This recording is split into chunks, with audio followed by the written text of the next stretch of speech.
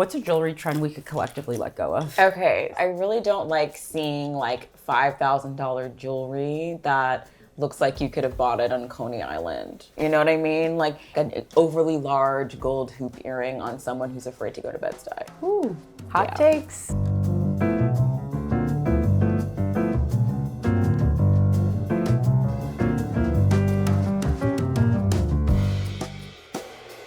So joining us in the studio today is Miss Dione Davis. She is a bold and boundary-pushing stylist and creative visionary whose keen artistic sensibilities and just dedication to putting together incredibly expressive images, I think, is proof that fashion is really more than just trends. It's about personal journey. It's about brave rebellion. And above all, it's about having a voice. And I am thrilled to have you in the studio today. Are you excited? Yes, thank you so much for having play? me. Oh my God, I've already started. I love it. What are we gonna make today? So we are making waist adornments. I really love Don't Let Disco, and I've always thought that a lot of those longer wrap necklaces could also just be belts. So I want to wear them over blazers, coats, just to kind of give myself something extra in the winter, but then also something that I can just wear with regular outfits too. Amazing. Yeah. Well, let's get started. So we've got some smoky quartz, we've got some citrine, we've got some hand-painted ceramic pieces. So beautiful. What makes a piece of jewelry truly timeless in terms of design? I really gravitate towards things that have multiple uses. Absolutely, especially living in New York, right? Absolutely. And that's why, like, if I'm talking about jewelry, I think the two things that have multiple uses are necklaces and earrings. Because an earring can be a brooch. That's very true. And a necklace can be a belt if you know how to tie it. If it's like a long necklace, it can be a bracelet. It can be an anklet. You can even make it a little chain on your bag if your strap is like not particularly cool. It can even be a hair adornment. I agree. I always look for versatility. Like the things that have the most mileage in my wardrobe are things that I can wear multiple times and they look like a different piece each time. What would you say is a jewelry trend that we could collectively let go of? I don't really like seeing gold jewelry that's very like street coded on women that would never set foot in Bed-Stuy. Okay, say more. I think about Sex and the City. I think about Carrie Bradshaw, and she had her little necklace that she called her ghetto gold or whatever. And I'm just like, girl, you could have just said gold. It's your gold necklace. You could have been like, I bought this at Coney Island. Period. End of story. She went to Brooklyn once Miranda like got a house, but she's who I'm talking about. So what is something that remains in your wardrobe constantly and is just an absolute must? You have to have it. You've got nothing if you don't have this. You've got nothing if you don't have a blazer. And you've got nothing if you don't have a white blouse, a cardigan, and a pair of trousers that fits you impeccably. Not just any trousers. Okay. They need to be a beautiful pleated trouser. And they cannot be resting above the ankle bone because that's not what I'm talking about. That is not a trouser. You're just simply wearing pants. What is one thing that you can't let go of? Your apartment's burning. You can only say one thing. What is that one thing? So it's two things. One is like my teddy bear that was given to me the day I was born, but also obsidian. And that's why I put obsidian in one of the pieces that we're gonna have because this is beautiful. I don't think of like protection stones as being like, it's not like evil eye. Like an evil eye bracelet is literally just for the unconscious curses that people cast against you. This is a little bit more about like you protecting your energy. So that's why obsidian. So these will be for our social, super social. Yeah. Yeah. This is absolutely stunning. So this is smoky quartz and the Abyssinian. I can't wait to see the full piece together.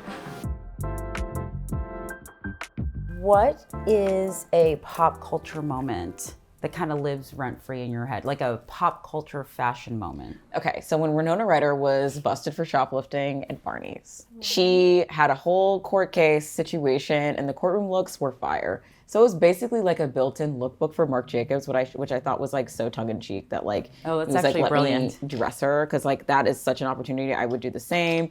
Anna Delvey tried to execute it in a similar way, but I think her stylist kind of did her dirty. They should have had her in looks. Like honestly, if I were a scammer that was on trial, like I would be wearing like Schiaparelli, like the shoes with the gold toes. Like I would just like lean into the lore because she was going to be put away anyway. They had proof.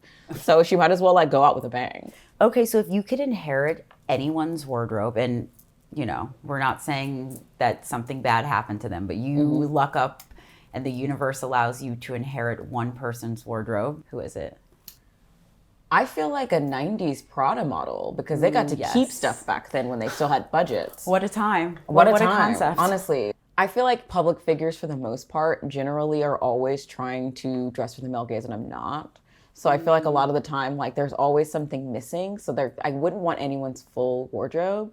The only person that I think would come dangerously close would be Caroline Bessette. I would take all of her clothes. And it's timeless. And like, honestly, like in 2050, I could be wearing Caroline Bessette's clothes and I would still look au courant, which is important.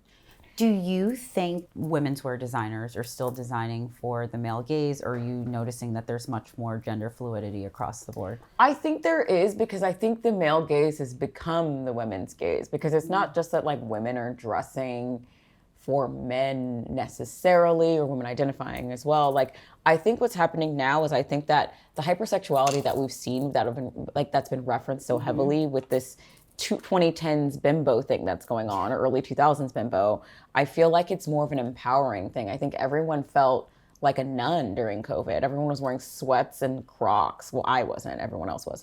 In times of crisis, I will still be me.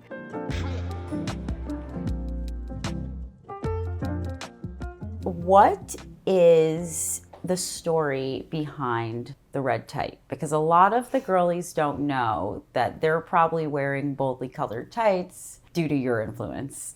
Okay. And you weaving dance into fashion. I was a professional ballet dancer at the Corps de Ballet at a couple of companies when I was younger. And yeah, I always incorporated legwear because, you know, I've always loved it, but it was also like a styling loophole too. It's like, you know, when I'm helping build brands, I like to kind of create dimension, and if they're only like making so much, I always rely on accessories. And like for me, tights are a really great way to complete the line. And so I think where the girlies are getting it wrong is when they're doing a contrasted shoe with a red tight. Like that is just wrong. Like we don't do that. Red shoe, red tight.